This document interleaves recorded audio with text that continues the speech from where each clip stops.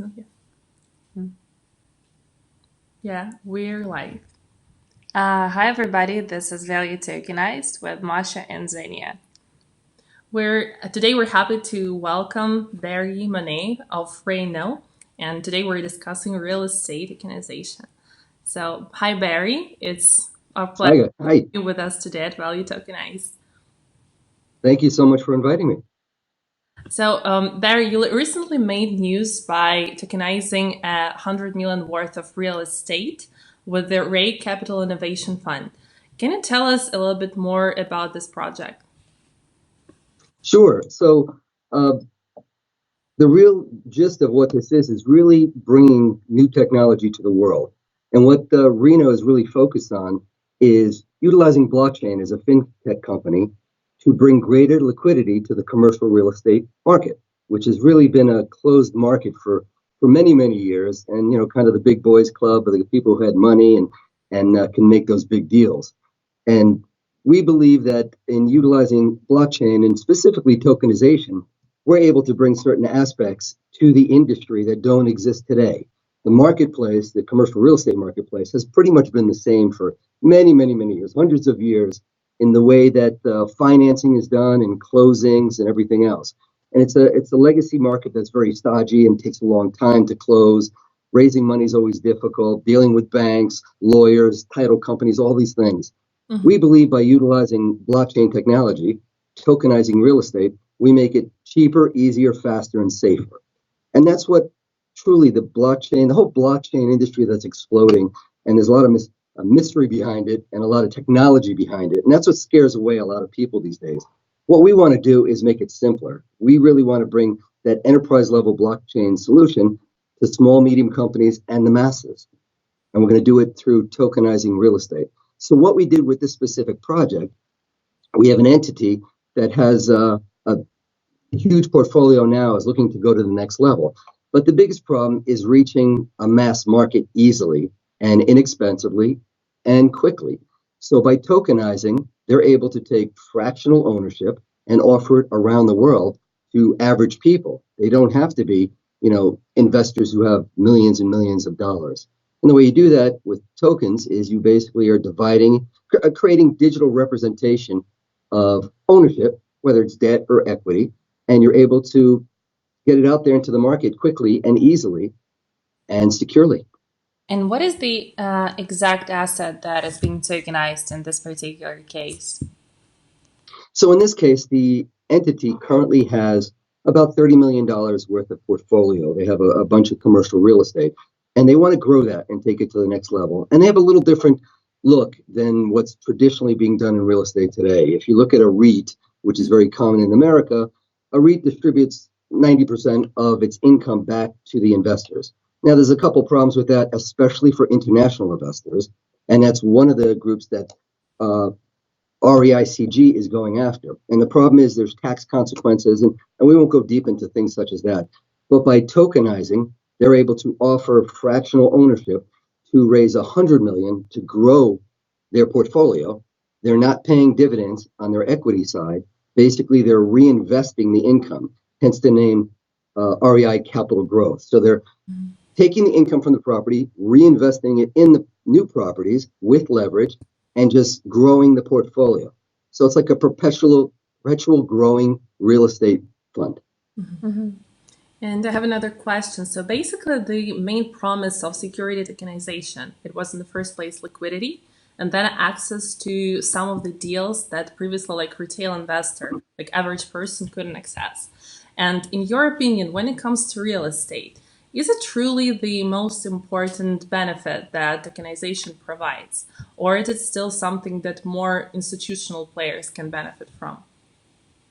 Well, and you hit the nail on the head. It's really about liquidity, being able to bring this new offering, not a new offering, what's been around for many years, but very few could be involved in, to bring it to the masses. Again, tokenizing creates the fractionalized ownership, which can be offered anywhere in the world. What REINNO is focused on is really three things. First of all is the tokenization aspect, which is the technical side of creating digital representation of the debt or equity. But we believe going forward in the future that tokenization will become a commodity, kind of like websites building became a commodity. In the old days, people would build websites and charge 50,000 or 100,000, and that just quickly came down to where you can get a website for like $2 a month now. We believe tokenization will follow that path, and it's a tool. It's not a thing. It's not a product. It's a tool you use to achieve a result. So that's number one. So we use it as the foundation of what REINNO really wants to bring to the marketplace, and that is the second aspect, which is our lending capability. And what that means is we believe that liquidity is locked up in a lot of real estate deals, especially on the investment side. And what that means in America, if you do an offering, which we call a Reg D offering, and you invest in equity, there's different holding periods required. So, for example, there could be a year holding period. So if you invest in real estate, you're now stuck for a year. So let's take a building that's $3 million. Somebody invests $1 million, owns a third of it, and now they can't do anything with that ownership for a year. REINNO, once we tokenize it, the owner will then say have 1 million tokens if they're $1 a piece.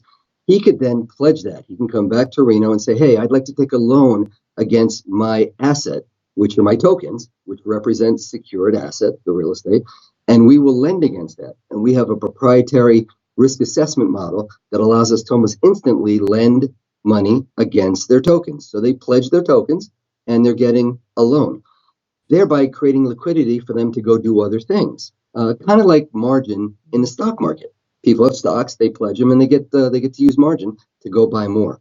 So by creating additional liquidity, you're going to create a greater market, and that's where we believe financial markets really take off, when you create that secondary market, that liquidity. Third and finally, REINNO is also finalizing, as we speak, a REINNO marketplace where we will list these tokens. So we're not an exchange, but we will list tokenized offerings where investors, big and small, can come to our platform and take their pick of different investments. I might say, I want to invest in a 6% return in New York, and I like multifamily residential homes or buildings. And they'll be able to go through the criteria, find the deals, and invest in them. Maybe they'll put 1,000 in this one, 10,000 in that one, 200,000 in that one. And then they could turn around and take loans against it from our platform also. Many real estate tokenization problems by far have faced, regulatory problems in terms of being able to offer tokens only to accredited investors. What is REINNO's takes on this? So, do you plan to offer like the same access to tokens to both institutional and accredited and retail investors, or it still will be layered and uneven? So REINNO is really in the business of providing the service and the platform. We're not selling any offerings. We're not taking commissions on offerings. We provide the tool, which is the tokenization. We provide the lending, and we provide the marketplace for sponsors or real estate owners who tokenize to exhibit their offerings. We do not get involved so much with how the deal is structured, although we might recommend or work with them and give them some ideas, meaning it's up to the real estate owner or the sponsor of the asset to decide how they're going to bring it to market. So tokenizing, that's another myth, is that just because you tokenize doesn't mean you get money. Tokenization, it may be cool and everything else and offer benefits, but it doesn't automatically mean you get money. You still have to go out there and raise the money. You still have to decide on the structure, whether it's Reg D, Reg A to the general public, Reg S internationally. So, that's where a lot of people misunderstand, is that we are not doing the offering. We are not bringing the investors to sign checks. We are creating the tokenization. We are offering you greater liquidity to your investors by saying we'll lend against those tokens, and then ultimately we'll give you a place to display what you're offering. So I don't mean to skirt the question of how do we handle it. It's really up to the sponsor if they want to do a Reg D or a Reg A or whatever it may be. Mm-hmm. And speaking about commercial real estate as an asset class, there have been a lot of announcements recently, like starting from last year, maybe the beginning of last year, in different parts of the world, like Japan, UK, US, like hundreds, millions worth of real estate are being tokenized, or at least are announced that they will be tokenized. And what's your take on the future of this segment in general? Do you think that many of these announcements will actually come to fruition? or some of them will just stay on paper, and how this will evolve in 2020. And this may be a question about the demand side. Exactly. Yeah. Sure. So really two things. Number one, and some of your other guests have spoken about it. Entities or companies that are doing tokenization, that are doing it just for the dollar made in doing a tokenization, having no interest in how it works or helping it move forward. Not so much in the raise, but providing additional services around tokenization to the investors. What I'm talking about is obviously lending against it and being able to put it in front of an audience. It's going to evolve. Most of them will fail. There's no question about that. And as I said earlier, we believe tokenization will become a commodity. So all these entities that are basing their entire business model and have even raised money on doing tokenization will begin to disappear because they don't have any unique offering. Because as technology gets better, tokenization gets easier. And mark my words, at some point there'll be, $19.95 a month to go online and tokenize as many properties as you want and just pay them for it. With REINNO, we're not only providing the tokenization, and we have a model where we can provide that for free, but we're also do the cap stack, so we're keeping track of the capital invested. So we're providing the services that are needed with tokenization to bring successful projects to the marketplace. In terms of how it will develop on the demand side, like any new technology, it has to be out there, people have to learn about it, and it has to be made simple enough for the masses to understand and adapt.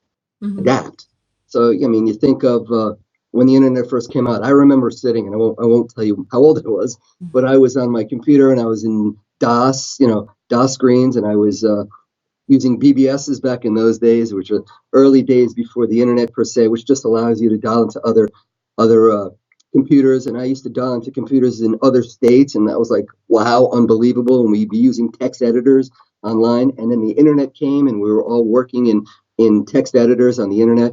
And I always said, how are they going to get this technology, this ability to connect the world to the masses?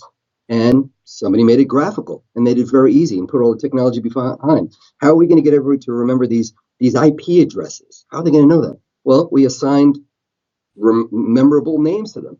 So we're going through that again, and we're in the early stages of that with blockchain in general, and of course tokenization. The biggest problem we have in this industry, as again you've heard and we've all heard many times, is that the association of tokens to cryptocurrency. And, I try to make it clear there is none. And I try to keep it very simple for our potential clients and investors and all the people in general who don't really understand this. And it's simplistic explanation. And there's no solid definition by any stretch. Is what I tell them is I said, listen, when you look at cryptocurrency, you think of Bitcoin and coins. Think of a coin as a digital representation of something that has no underlying asset. Thereby, it's not secured. It's not a security. Where a token, think of as exists on top or represents a secured asset like real estate. So they have nothing to do with each other. The only thing in common, of course, is the blockchain, which is explained as a decentralized database that's very safe and very efficient. So again, I'm keeping it very simple, and this is how we got to get the word out there. Bitcoin, don't be afraid of it. It's not taking over the world. It's a new tool that makes things essentially cheaper, more efficient, and safer. And if you think of any technology, that's why we have technology in general, to make things easier for people, safer for people, and much more cost effective. We, and including what you're doing, is a great service to get the word out there about this industry. It is not associated with crypto and all those garbage coins that were out there. I think that was a good final note. Barry, thank you very much for joining us here today and sharing what you're doing at REINNO. Thank you very much. Thank you so much for having me, and we look forward to being on with you again. We have a lot of projects coming out shortly. You'll see the press releases coming, and me, my partners Victor and Chris will make our place, and everybody will know who we are because we really want to be the forefront leaders in this industry. So again, thank you very much. Yeah, we'll be happy to have you more on our podcast. So, and I'm pretty